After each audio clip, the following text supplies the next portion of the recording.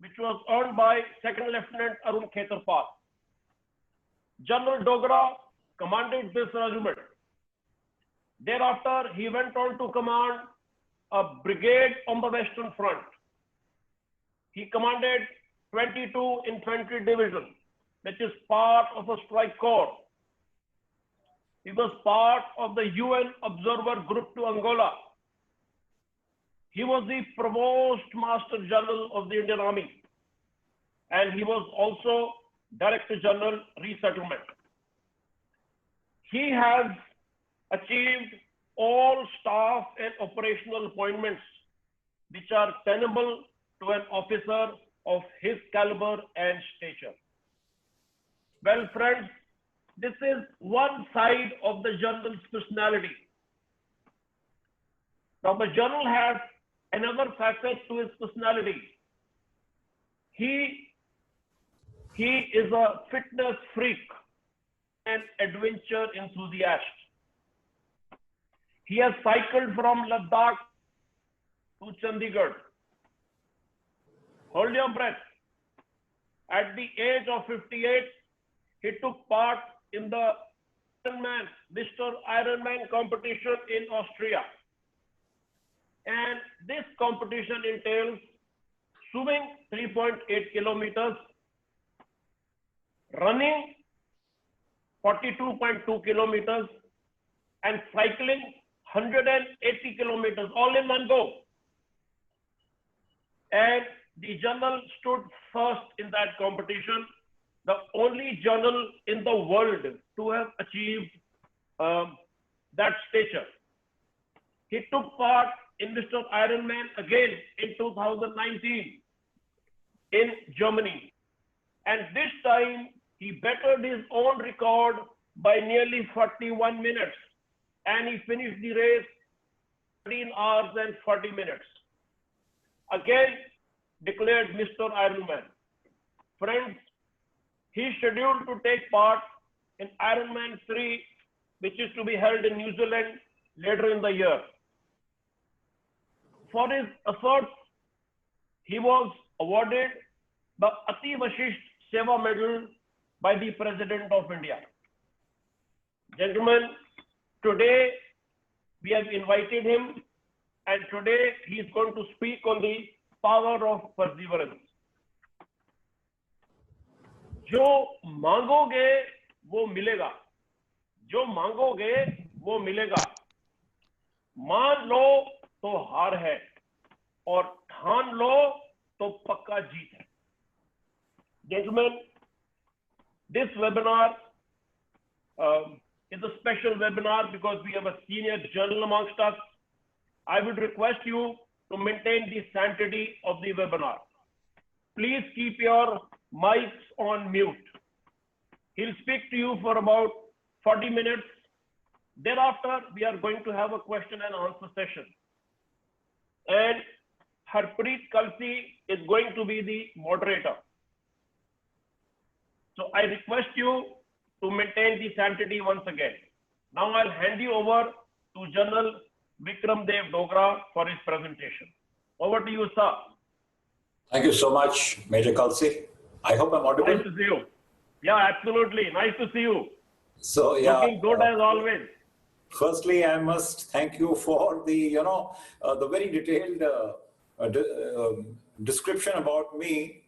And it's indeed a pleasure for me to be here. I feel privileged to speak to your academy. I heard so much about your academy. You know, all these years, people kept asking me, which is the most significant or the most proficient academy that trains people. And I always got the answer was Balnoi. And today, of course, I have this opportunity to talk to your students, and I wish them all the best because they're lucky to have you there. You have all the experience required. And I have been following your academy, whilst you may not know that. I never told you that. I've been following your academy and I've heard a lot about it. So all of you who are here with me today, you guys are privileged to have Major Kalsi at the helm. And I am going to talk to you today about something very close to my heart. and that is the power of perseverance. And perseverance is nothing but hard work. And I believe that hard work can get you whatever you want in life. It is the key to every door. It is the key to every opportunity. So I'm going to share a little presentation with you. I'll just share my screen for that, and then we'll be back. Give me a moment.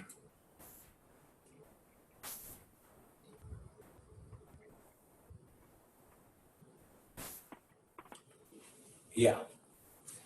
So before we commence, I just want to talk to you about pain. You know, a lot of us in things that we do, we feel pain. We are hurt. Or we are hurt because we get let down. We face defeat. Sometimes there are obstacles in our path. And anything that goes wrong in our life results in pain. And when I talk to people, I discuss with them as to what do you do when you get dejected, or you have a setback, or you suffer a loss. And a number of people told me that some of them, because of this pain, they give up their dreams.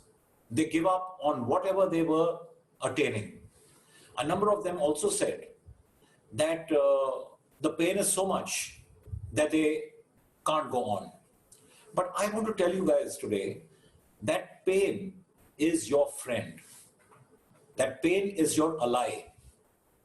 And how is pain your ally? Because pain makes you understand that you are alive, that something has gone wrong in the path that you were taking. Whatever you were doing, something went wrong, and as a result of that, you felt pain.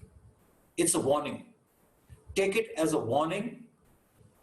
Because it's a warning, you look at it and you correct whatever had gone wrong and look at pain in that manner. So pain is not a reason to quit. You will suffer. You will get pain in your attempt now when you are all aspiring to be people joining the armed forces. You will appear in exams. You will have maybe a setback in your written exam. Some will have a setback in their SSBs and so on and so forth. Medical. And there are a number of cases where you will face setbacks in life and you will face pain, but it's not a reason to quit. Secondly, because of pain, don't give up your dreams. And what is a dream? A dream, in the words of our erstwhile president, Abdul Kalam, is not something that you see when you sleep, but a dream is something that does not let you sleep. It is an obsession. It becomes your passion. Even at night, when you lie in bed wanting to sleep, you're not being able to sleep because you're thinking of your dream. I want to join the armed forces. I want to become an officer. I want to do this, A, B, C. The sky is the limit. All that can be a dream. So do not give up your dreams. And what is it that you need to know if you have to follow your dreams? In my opinion, just two things. Firstly, you should know where you are going. That means, what is my dream? So your dream should be clear in your mind. It's like a GPS. You know, if you don't feed in a destination in a GPS, it can't give you direction. So unless you know what your dream is, you can't get closer to it. Second part, you must have the confidence in yourself that you will be able to realize your dream. So self-belief. Two things and you're on your way. Now I will share as to what perseverance is and how perseverance can help you realize whatever dream you have. Now, what is perseverance? The ability to fight when you get left behind. And we get left behind every day. It could be in a relationship. It could be in what profession we are sought.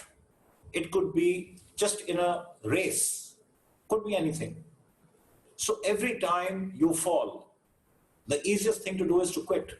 You fall, you say, okay, I'm not running anymore. But to get up every time you fall and to run again is perseverance. And that's what success stories are made of. Secondly, I want you to look at water and I want you to behave like water. And what is it that I mean when I say that? If you look at water which is flowing, and you put your hand into a stream of flowing water, you don't feel any impact. You just feel the water calmly going over your hand. But what happens when you block water? When somebody tries to stop that water, the water doesn't get agitated. The water stops. So you put a block, the water stops. And then what does it do? It keeps waiting. It's persevering till it rises. It rises. And it rises till it goes over the obstacle. And it starts to flow again. So if somebody blocks you, if somebody puts an obstacle in your path, don't get agitated. Don't start getting, excited. Persevere. And when I say obstacles, it is not somebody who's planting those obstacles. I mean the obstacles in the path to your dream. Persevere and you will overcome them. If you put an obstacle in the flow of the water, it goes around it. It doesn't start, changing direction. So you have to behave like water. Persevere and you have to be patient. Because when you start putting in effort, the results will take time. Okay. Now I will talk of how to realize your dream. 5 simple points. First point, make a clear mental picture of what your dream is. I told you initially, you have to be very clear that you know where you want to go. So now that you know where you want to go, you make a clear picture of that and write it down in a diary. And if you have anybody whom you want to be like, somebody who's your idol, you take their picture and also paste it along with your dream. And every morning when you wake up, you have to look at your dream. You have to refresh your dream. And I'll tell you how this works with an example. If you go and buy a car, or you're going to buy a car, you carry out a market survey. You see the number of cars which are available in the market, and you make a decision. And based on the decision, you go and buy your car. And once you buy that car and you're traveling in it, you find that every second or third car that you find on the road or you notice on the road is the same model as yours. And you wonder whether everybody bought the same car suddenly. No, they didn't. Those cars were always there. But now that you have made this purchase, this car has come to the forefront in your mind. And you have suddenly started seeing those cars, you're noticing those cars. They were always there, but you didn't notice them earlier. In the same way, when you look at your dream every day and you look at your idol's picture every day, it comes to the forefront in your mind, and subconsciously your mind and your body both start working to get you closer to that. So that's the first thing you have to do. Thereafter, like I told you, a dream is not something that you see when you sleep. It is something that you want to be, something that you're obsessed by. It is something big, something that doesn't let you sleep. So obviously it won't come overnight. It's not that today you will dream and tomorrow you will get it. There is a finite time that will be spent. And because it is going to take time, you have to divide that dream into smaller goals. So you break your dream into smaller goals and then give those goals a timeline. And how do you give timelines to your goal? We will discuss that later, but I want to illustrate this to you with an example of how to break your dream into goals. And I'm going to show you a pencil sketch. You see this pencil sketch. And if I was to ask all of you out here, how many of you can draw Shah Rukh Khan the way he is drawn here by just using a paper and a pencil? And I'm quite confident that 95 or 99% of you will say we can't do it. We are not artists. And you're like me. I'm not an artist. I can't do it. But what if I was to tell you that yes, you can, and I'm going to tell you the technique. And if Shah Rukh Khan is your dream, you can realize your dream. Okay. Now the same lot of people, I'm going to ask you, how many of you can draw this single gray square using a paper and a pencil? I'm confident 100% people are going to say yes, we can do it.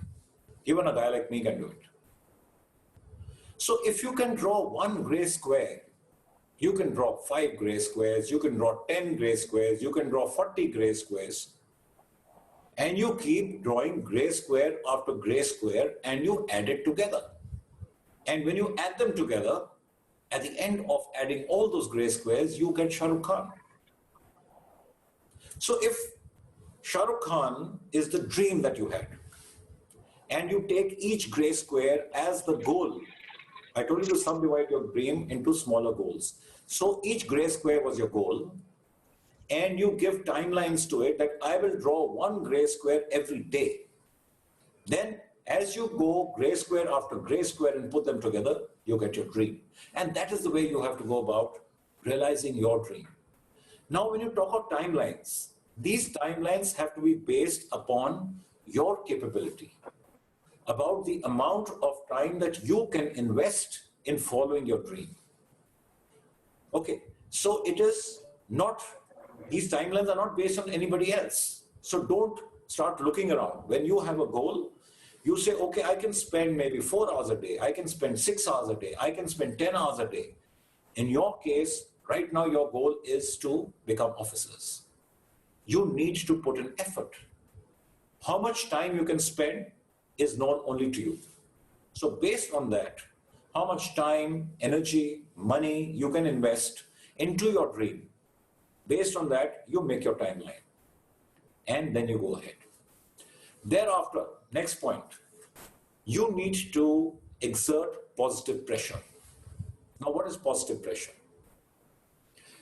I'll give you an example. If you have a group of friends, I'm sure you all have social circles with you, and in your group of friends, there are people who are very, very focused, who are chasing their dreams, who are all, looking at reaching some destination. Then if you're part of such a group, the pressure that they generate by virtue of their clarity and their pursuing their goals is positive pressure on you. You also get influenced. You also want to start chasing a goal. But if you are on the contrary with a group of friends who are just fun-loving, who are seeking happiness and pleasure in whatever they're doing, and they're not following any goal, then there is no pressure being generated on you to follow a goal. So the first one is positive pressure. And you must look at how to generate positive pressure. I'll share with you later on the technique that I used to generate positive pressure, because I also had a goal which I want to share with you. Having generated positive pressure, the next point to do is to look at the 21-day rule. Now, in this journey of your goal, or when you're chasing your dream, you will be required to do things which you are not comfortable doing, which are new to you, which are difficult to do, and therefore, you will not be happy doing them. You'll be out of your comfort zone. So therefore, you must apply something known as the 21-day rule, which says that if you do something continuously for 21 days, it becomes a habit. Now, there are people who tell you that we can't wake up early in the morning, I'm not a morning person, and therefore I can't go for a morning, or I can't get up in the morning and study. Try this. Try doing it for 21 days consecutively. And on the 22nd day, your body will automatically want to wake up early, to get up and do whatever you have been doing. So it's a good rule to try. And the last, but not the least, the most important point is prepare to fail. All dreams don't come true. You must understand that. So when you are pursuing your dream and you are giving it your 100%, you have put in the effort, the energy, the money, whatever, the time, everything you have invested, it may not come true. But you have to be prepared for it. And when you are prepared for it, then when it doesn't happen, you will not break down. You will not get dejected and give up your dream because you are ready for it. One of the things that might be an outcome out here is your dream may not come true. What do? You step back. You step back and you introspect. You assess where you went wrong. Thereafter, you see where you need to give more effort. What is it that you didn't cover? What is it that didn't go the way you had planned it will go?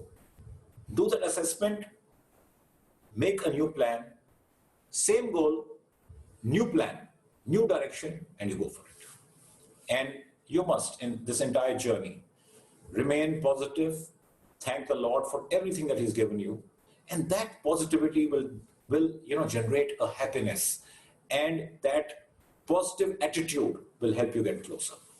Now, having said that, I'm going to share my own dream with you because I too had a dream, like I told you.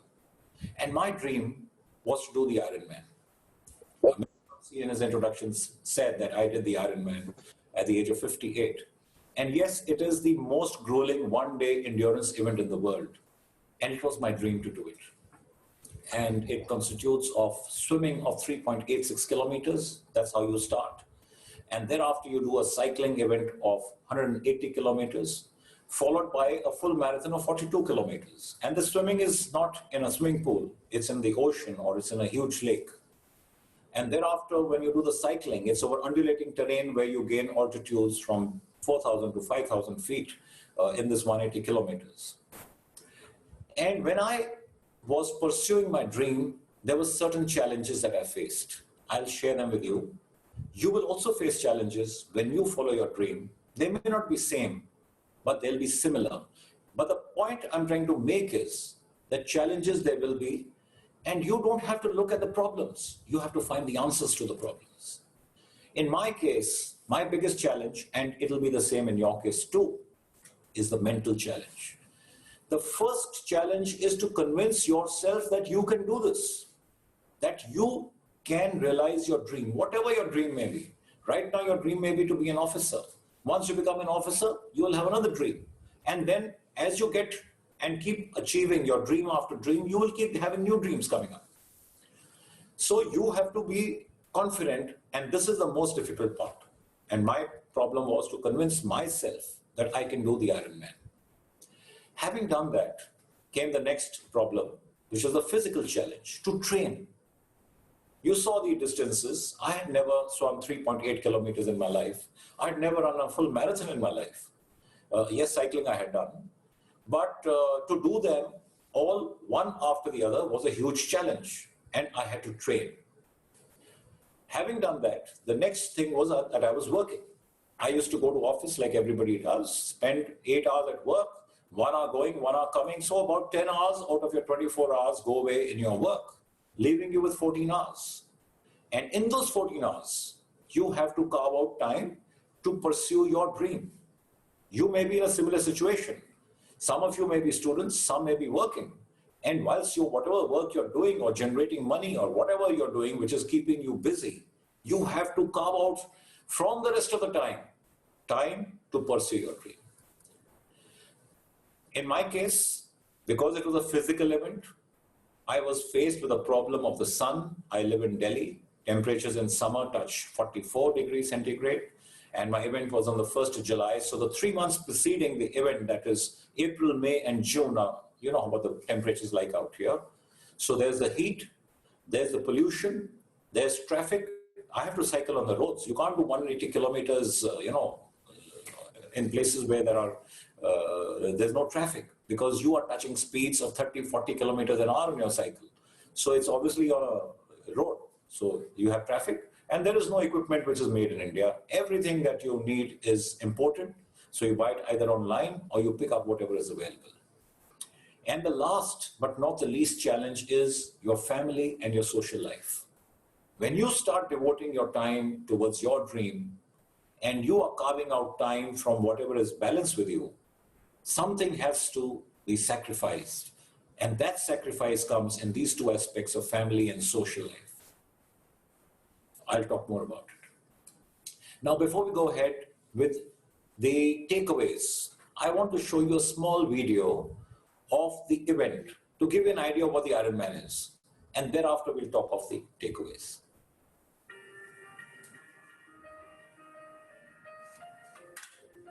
I hope the sound is there, audible?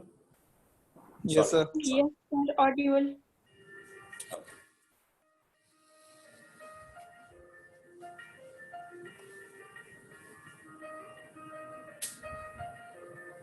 To accomplish something extraordinary, one must have an extraordinary dream. A goal so high, a journey so demanding, that its achievement to most seems impossible. Be the best. For 35 years, Iron Man has defined a sport, growing from a single race into a global movement and a new generation of athletes.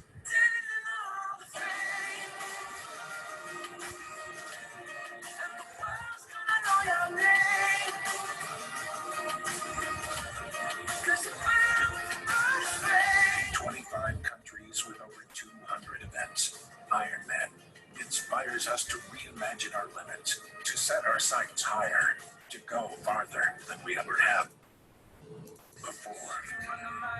You can walk straight through hell with a smile. Be a hero, you can get the goals. Making all the records and go, they'll never be broke. Yeah, do it for your people, do it for your pride. If you're ever going home, if you never even try. Do it for your country, do it for your name. Be a day. Iron Man is a statement of excellence, passion, commitment.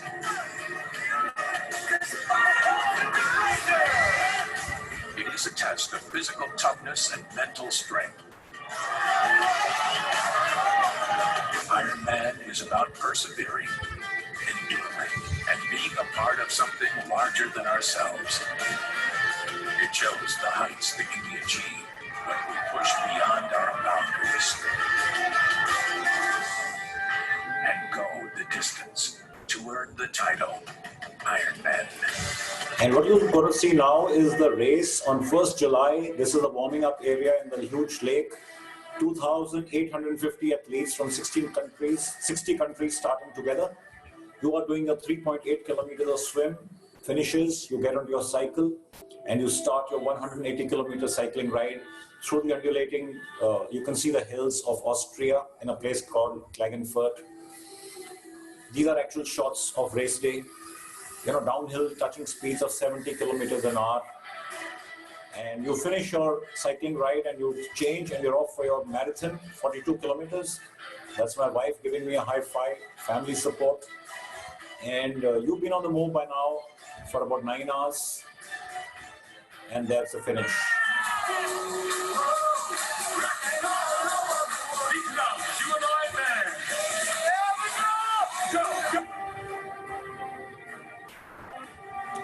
So the cutoff is 17 hours. I managed to do it in 14 hours and 21 minutes. But what I want to tell you here is, look at the last line. Anything is possible. Okay. And that's the important message. Now, let's talk of the takeaways. Public pledging. I spoke of positive pressure being generated. And the way I generated positive pressure on myself. And firstly, I'll talk about why I generated positive pressure. Because when I saw these distances and I knew 3.8 kilometers, 180, 42, and I started training, every day that I trained, I wanted to quit. Because it was very, very tiring to train. And I must give you an idea of the time it takes to train. You know, for a normal person to train, swim 3.8 kilometers takes between 1 to 2 hours. And if you were to cycle 180 kilometers, it takes you between 6 to 7 hours. And if you were to run 42.2 kilometers, it takes you between 4 to 5 hours. Now, when you are training and putting in that kind of effort, it's not very pleasant. And I was cursing myself every day. Why the hell have I got into this? But anyway, so to stop myself from quitting, I use this technique called public pledging, where I went and told my friends, family, went on social media and announced that I'm going to do Ironman. Now, when you do that and people get to know, then you have to stand by your word. So when I told this to people, a number of, I got very mixed reactions. 95% of the people whom I spoke to, they discouraged me. They said, you're too old. You'll get a heart attack. Don't be stupid. This is not the time for you to do this. So when you share your dream with people, 95, maybe even 99% people will discourage you also. Keep that in mind. Ignore them. Don't let them, their discouragement put you down. It's your dream. You go for what you want. So that was one point. Secondly, when I told people, I could see number of them were smirking. Some were even smiling. And if I had quit, that smile and smirk would have turned into laughter. And it would have been really bad on my self-esteem. They would have said, see, we told you, he can't do it. He's just shooting his mouth off saying, "Main Iron Man karunga." So when you do public pledging, you are in a way binding yourself to keep that commitment. And like I said, I wanted to quit every day, but since I had left no window open, I had shut all windows of quitting. I carried on.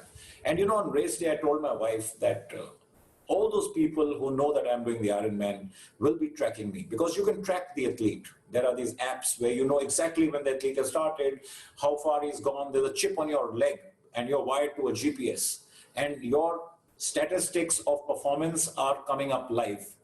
I said, all these guys are going to be tracking me. I will die doing the race, but I will not quit.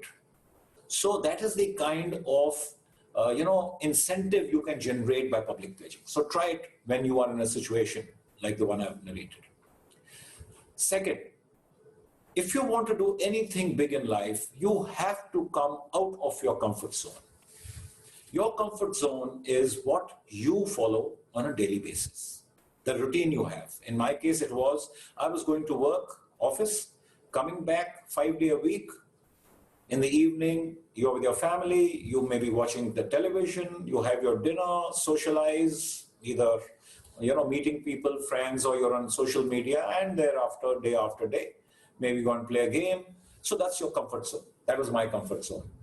But the moment I started training, I was out of my comfort zone. I was doing things I was not used to doing. And you also will have to move out of your comfort zone. Whatever dream you're following or whatever you are aspiring for, if you are studying for your examination, for your SSB, or for anything else, you will have to change the way you have been doing business till now. Come out of your comfort zone, and the moment you get used to doing that, it becomes a habit. And then whenever there is a challenge, you will be one step ahead, you will come out of your comfort zone fast, and you will get success. Commitment.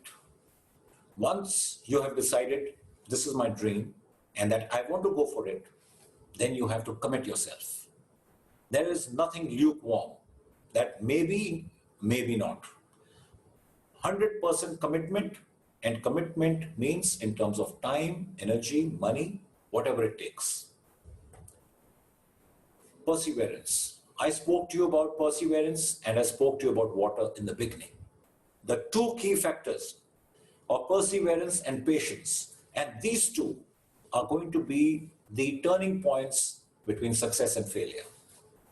When I talk of perseverance, I say that out of, say on a scale, 70 to 80% of your success will depend upon your hard work. And 20 to 30% of your success depends upon good luck. Now, the 20 to 30% of good luck is not in your hands. You don't know whether that luck will be with you or it won't be there.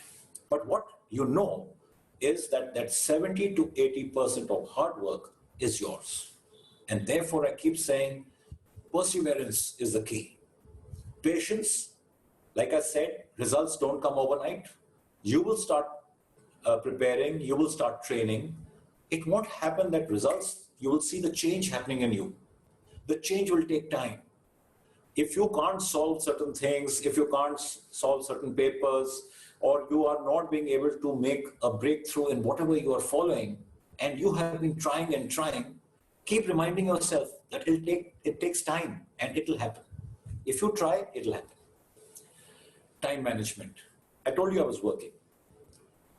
10 hours work and travel. 14 hours balance. Out of that 14, I needed to sleep. 7 to 8 hours sleep, gone. Left with 6 to 7 hours. In those 6 to 7 hours, you have to eat and train and do whatever else. And therefore, I told you also how long it takes to train. Therefore, something has to suffer. Something you will have to take away from and give it to your dream. And I told you family and social life will be the biggest casualties. Be prepared. That is where the sacrifice comes. Discipline, most important. Once you, and this is not discipline as in you are doing the right thing because you've been told by your academy and all. That is a different kind of discipline. That is institutional discipline. I'm not talking of that. I'm talking of self-discipline. You for yourself. And I have equated discipline to self-love. Why do I equate self-discipline to self-love? Say you're a person who wants to lose weight. And you go around telling people, I can't lose weight because I don't have the time, I'm working, I am too busy. Then I don't think that's the right answer. If you love yourself and you want to lose weight, then you will do whatever it takes to lose that weight. Whether you have to make that time at night, whether you have to make that time early morning, in the middle of the afternoon, whatever technique you have to use, it's all up to you. That's your problem. But because you love yourself, you will do whatever it takes to get it. Therefore, that's self-discipline. Now, it was my dream to do Ironman. And I knew I had to do 3.8, 180, 42. And if I didn't have the discipline, then on the days when I was to train and I'm not training, obviously that will show in the outcome. There's no way you can do Ironman unless you train. So because I loved myself, because it was my self-discipline and my commitment, I had to go and train. If I didn't train, I was a loser.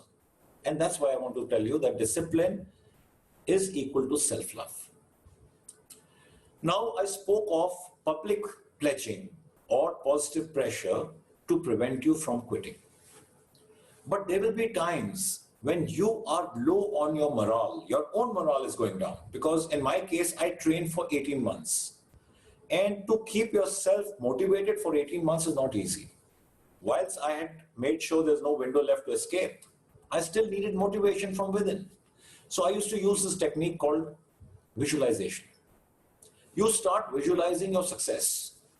You start imagining how you would feel when you succeed, when you become an officer. When you become an officer, how you will feel, how your family will feel, how the people who matter to you, how they will feel. And that's a big morale booster. So I used to visualize myself running down the red carpet and that man shouting my name, Vikram, you're an Iron Man. And it motivates you. It gets you going. So try this technique. It works well. Dream big. Dreams don't have to be small because then they're not dreams. Your dream must be big. But remember what I told you. Be prepared to fail also. All dreams don't come true. Compete only with yourself. Don't compete with anybody else. And why?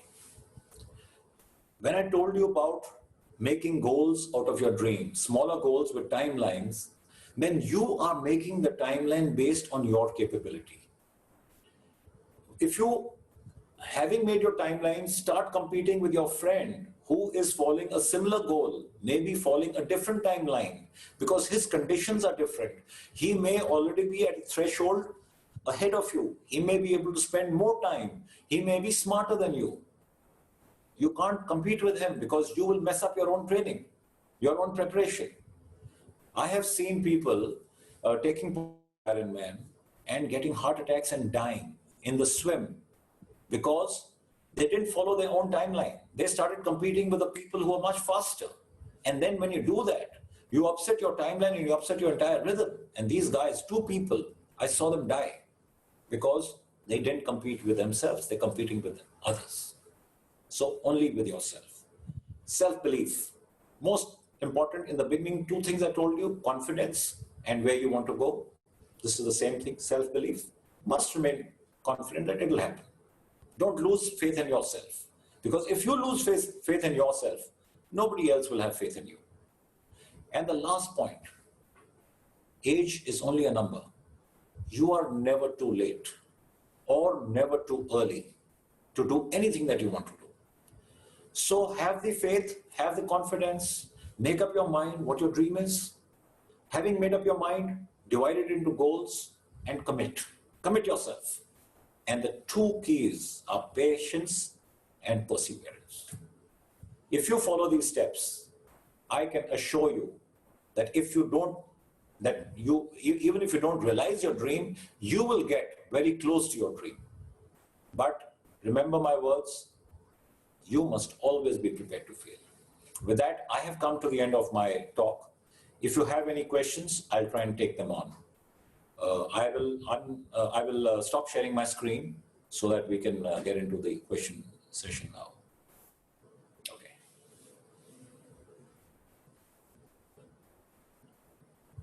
So one question that we got was, what is it that suddenly struck you to venture out and go for the Ironman? There must have been some quick decision, something that happened that made you decide to try it. What was that?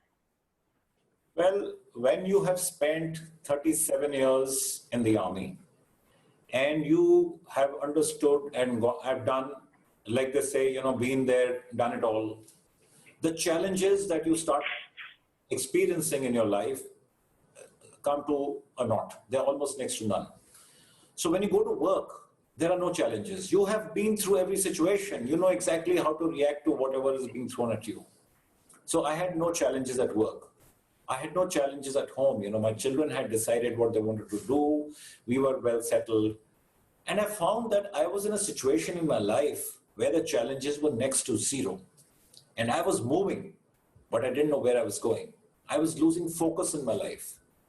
So I needed a challenge. And I started looking around and I found this event called the Ironman. And when I looked at it and I found the distances so grueling and so challenging, I said, this is what I want to do.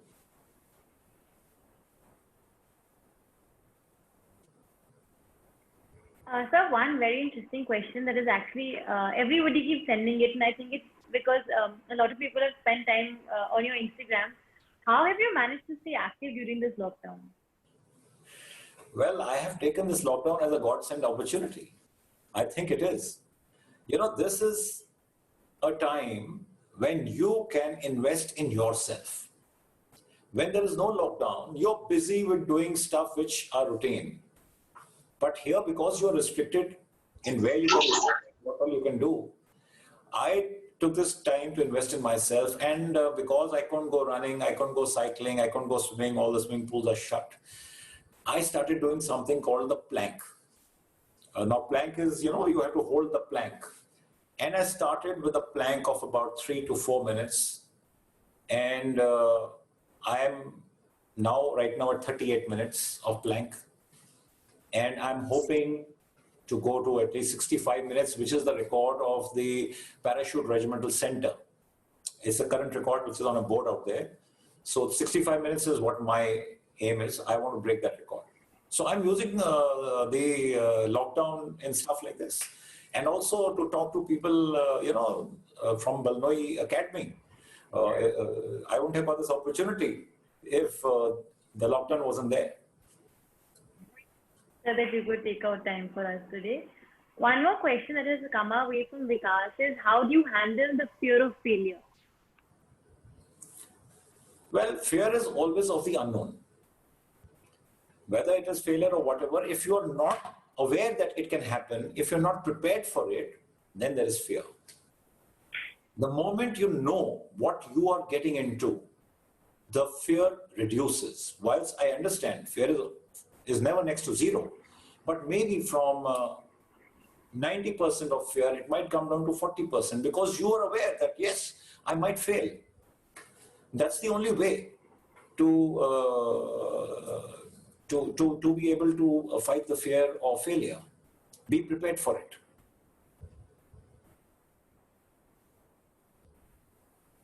In fact, most of the students here, they're aspiring for their defense examinations.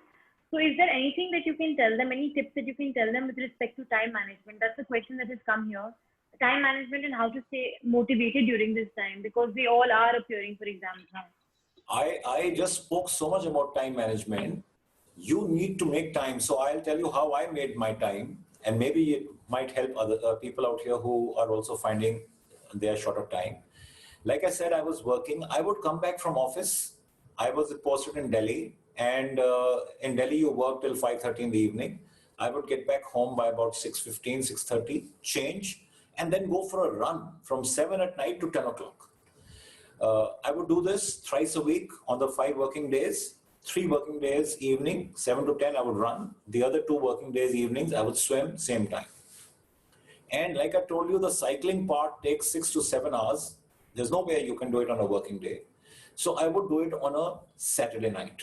And that's how the social and your family life takes a hit. Because I was spending 7 to 10 Monday to Friday running, coming back, having dinner. The rest of the families had their dinner. Now, my wife, who had to suffer the most, was waiting, of course. And she would join me for dinner, ask me how the run was. And so, the whole day gets changed. Weekends, when people are partying, on a Saturday night, I was on the expressway between Noida and Greater Noida. One loop of that is 48 kilometers. I would be doing 3 loops or 4 loops, depending upon how much I wanted to do that day. So there you have to be, we ran out of excuses to tell people why we couldn't come for their dinner or for their party. And soon people stop inviting you because they feel there's something wrong with this guy. They don't understand that you are chasing something different. They don't appreciate that I was training for Ironman. For them, it doesn't make a difference. The fact is, you didn't come for my party. So that is where I said, your family and your social life, you will have to sacrifice. So you will have to manage your time. Your time, only you know how to carve out of it. But you will, if you want to, you can, and something else you will have to sacrifice. Then you will get the time. So there must have been a point at which, actually I should change my question. Was there a point at all where you thought that you didn't want to compete in the competition anymore? Sorry, was there a time when? Was there a time during your training where you felt like this is too much, I don't want to compete in this competition anymore? I'm not getting that thing, it's getting muffled. Sir, can you hear me now? I can hear you. Was there a time where you felt like when you were training, where you felt like you didn't want to compete anymore because it was taking too much of a toll? Every day. Every day when I trained, I soundly cursed myself for getting into this. But I'm glad that I didn't quit. And the reason I didn't quit is because I left no window to quit. Had I quit, I would have cursed myself later. But at that moment, I was cursing myself for getting into it. I must also share, when I did the first Ironman, and like I told you, I was fed up training. And it got over. I swore I'll never do an Ironman again.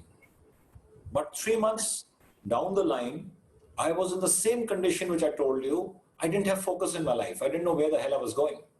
I was getting back and doing things I was doing in my comfort zone. So I went and registered for the next one. And I intend to do one every year to keep some kind of a challenge alive in my life. So that's the way I took it. This is just coming from me and everybody on my side. My father has told us about how you were basically an overachiever and you got everything. This is before we knew about today's conversation. We've always heard your name, always heard that you've done very well and that you were on top of everything that you've done in the time that you were in the army. Can we hear a little bit about your experience there? Because we also have a lot of people who are going to venture into that path. So just a little bit about your time there. I think the experiences that your father has had would be as exciting, if not more than mine in the army, because he's been there also.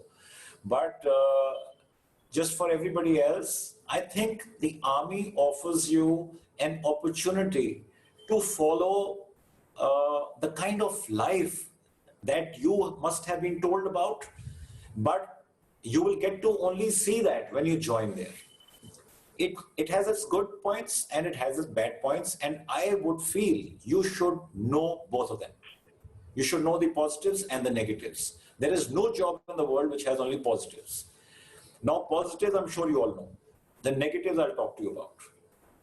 You must understand that the army is not some place where you'll go and it'll be a party. No. People have to go and protect the borders. They have to go and serve in difficult areas. They have to risk their lives when you are combating terrorism or you are in a situation where there are landslides and there are other situations, there are battlefields at Siachen Glacier, there are dangers everywhere. So you must be convinced in your mind that you are ready for those dangers And that is one aspect of reality of the army. And of course, the good parts, everybody tells you, you will have a great time, you will have good postings, good friends, good life, all that is there. So there's not much I can really talk about the army because it is something which is so, widely advertised, talked of, especially for people who are aspiring to go there. I'm sure they know it all. So, but then your dad, I think, is the person, and I'm sure he's shared his experiences already. We've heard all these experiences, and it's interesting to hear it from somebody else also. Okay, so my experiences, of course, I can go on and on, but you may miss out on something better than just my experiences. So if there is time, I will I'll narrate something. Okay. So one more question that we have from Satvik is, how can you handle yourself in failure? How can you handle yourself in failure? Okay. Now let me tell you that failure is never easy. And how much ever you may prepare for failure, you will always face that setback, which will make you feel bad. It'll make you also feel that you have failed. But that is the point. There's a fine line between being prepared and not being prepared. It's not that if you're prepared, you won't feel bad. Everything will happen. You will feel bad, you will be upset. People will look at you that you didn't get through. You have to face your friends, family, everything. But by being prepared for it, you are already in your mind, you have visualized how it is going to go. So start visualizing, say you fail. What's going to happen? Now you're going to have a challenge explaining to people why you failed, because some of the friends are very, very unforgiving.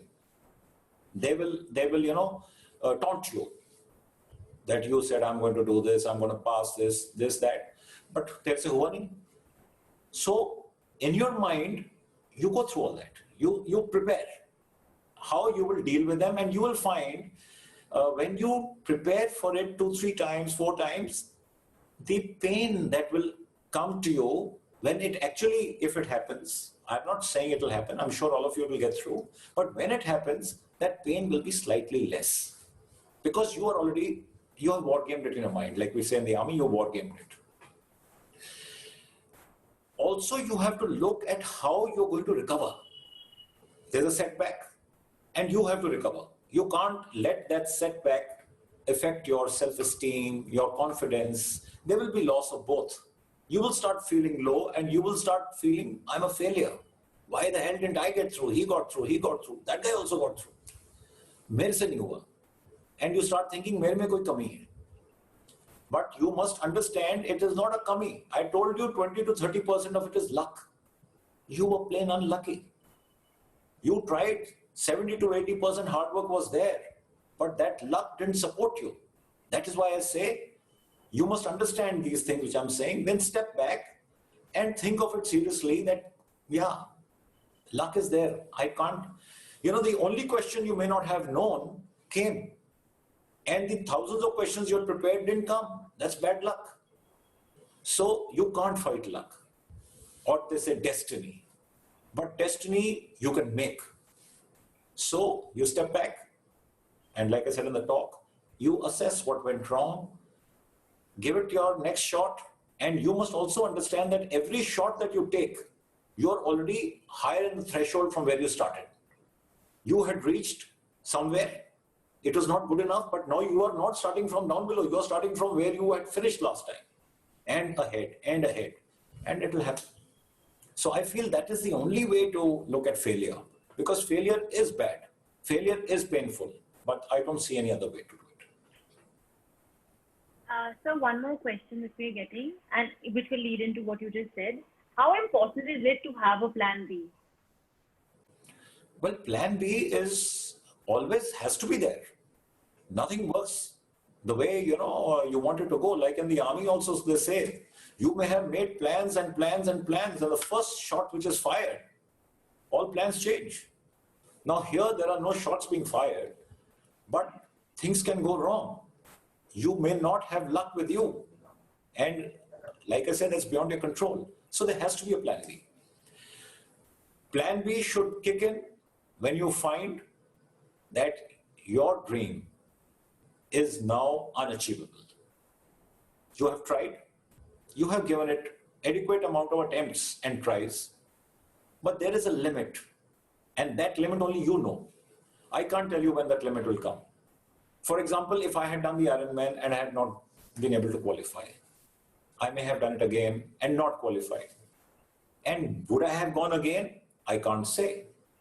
I might have gone again. Another person may not go again. So that is something you have to decide. What is the limit and where you say plan B. But plan B must have.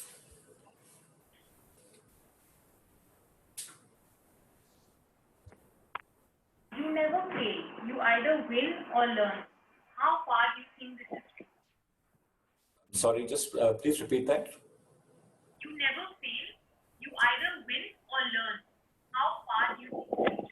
How far? Your voice is getting disrupted. Can you hear me now, sir? No.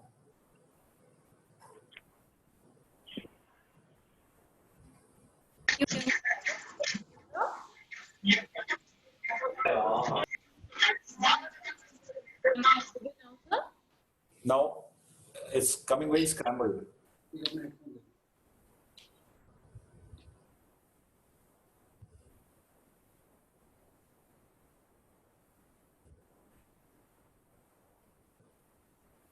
Is the question in writing?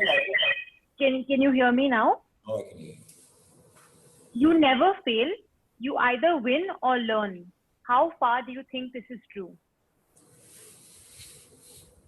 Well, as it's related to what you asked me earlier. How many attempts will you keep taking before you do plan B? So it's not about failure. It's about not succeeding. Failure is different and not succeeding, in my opinion, is different. You have attempted something, you didn't get it. That does not mean you failed. You just didn't get that because you were not lucky. So you learn. So I would not say it is failure. I would just say look at it in the point, from the point of view that you did not get what you wanted. But that does not mean you're a failure. You have the potential. It just wasn't your day. So, any advice for our defense aspirants here? I think I have given enough advice. But to summarize it, I would say perseverance is the key, along with all the cocktail which I told you of patience, commitment, focus, discipline, all that. But nothing to replace hard work. Make up your mind on what you want to do. I'm sure all of you are very clear right now where you're going. Give it your best shot. Don't keep it lukewarm. You know, there are times when we feel, chalo, let's take an attempt. But what happens is that you have committed some amount of time and energy, not enough, and you don't make it. You will still feel the same way as you did when you don't succeed and you don't make it. You do feel bad. You'll still feel bad, despite knowing that you didn't give it your best shot. But you have wasted that time. So commit yourself and give it your best shot and go for it. And I think nothing is impossible. You will get where you want to go if you follow these simple steps that I've narrated out here. That's only the advice. That's the only advice I'd like to give you all. Sir, good evening, sir. So this is Arjit Oberoi. I'm actually, my father and you were together in the academy, sir, in IMA. Son of Colonel Arvinder Singh Oberoi, sir. Oh yes, of course I know him. We're same company. Yes, sir. Sir, I'm aspiring to join the TA. Just wanted to personally give you regard. Okay. I also remember when there was a event when you completed Ironman. There was a small get-together organized where all our parents met. I was really inspired by your story, sir. The real life story. Thank you. Say hello to your father. Sure, sir. He can listen to you right now. He's in the vicinity. Okay. I'll totally say hello. Thank you so much. I think that will be all. Thank you, sir. Thank you for teaching us today about the importance of patience, perseverance, and discipline. You have inspired us today to strive to do better, perform better, and most importantly, be better. On behalf of Major HS Kalsi, the entire faculty and staff at Balnoy Academy, and all of our students and all of our viewers, even on Facebook and Instagram, I thank you for taking out the time to speak to us today and to inspire us to visualize our dreams and make dedicated efforts towards fulfilling them. I want to add here that all the very best for Ironman 3, sir, and you have made all of us incredibly proud. Jai Hind. Thank you so much and wish you all the best. Wish Balnoy Academy even better. They're going great guns. I'm sure they will go from strength to strength. And each one of you, all the best for your dreams, for your exams, for your SSBs. You get whatever you want. All the best.